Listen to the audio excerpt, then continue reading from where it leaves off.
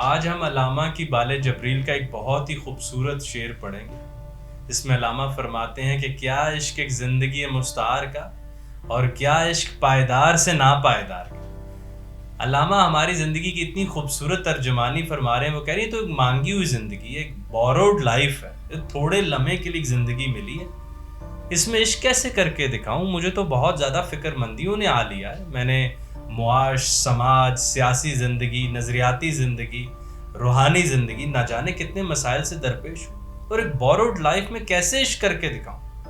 اور پائیدار سے ناپائیدار کا عشق ہوتا کیسے؟ آپ پائیدار, آپ حی القیوم, آپ کو تو نہ اونگ آتی ہے نہ نیند, اور میں جتنا مرضی بڑا سپر مین جو اوبر مانچ کا تصور رکھ لوں, جتنا بڑا فلسفر کنگ بن جاؤں, میں بھوک ستاتی ہے, مجھے نیند آ لیتی ہے. تو آپ پائیدار اور میں ناپائیدار. فلسفے کی ایک اور ٹرم ہم یہاں جانتے ہیں کہ ایک ہوتے ہیں کہ فائنائٹ تھنکنگ بینگز اور ایک ہوتے ہیں انفائنائٹ تھنکنگ بینگز.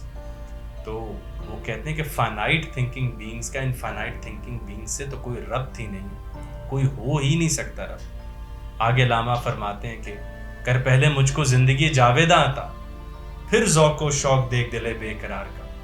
اے اللہ تو مجھے ایک دفعہ لمبی زندگی تو دے, موت کی تلوار سر سے ہٹا کر تو دیکھ, پھر میرا ذوق و شوق دیکھ. یہاں پہ مجھے وہ ہیڈیگر ضرور یاد آ رہے ہیں. وہ کہتے ہیں کہ ہم اپنے زندگی کے تمام دلائل موت سے حاصل کرتے ہیں.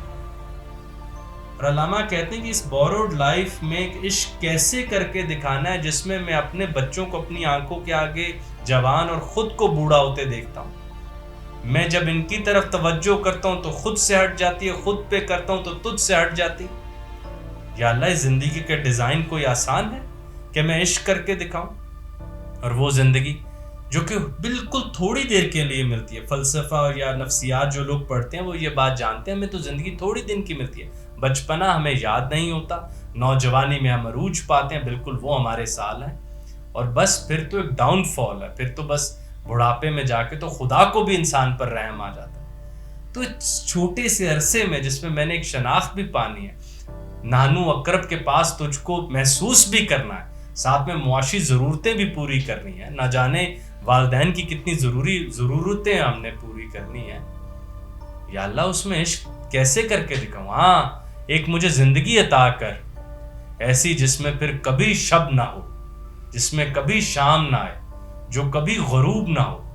پھر دیکھ کہ میں کیسی عبادات کر کے دکھاتا ہوں, پھر دیکھ میں کیسے رجوع کر کے دکھاتا ہوں. ابھی یہ مشکل کام ہے جو کہ کرنے کے لیے ایک جاویداں زندگی چاہیے. اور تو اتنی بڑی ذات, تیری ذات اتنی بڑی ہے کہ اس کی تعریف کرنے کے لیے مجھے بھی تو ایک مکمل وقت درکار چاہیے.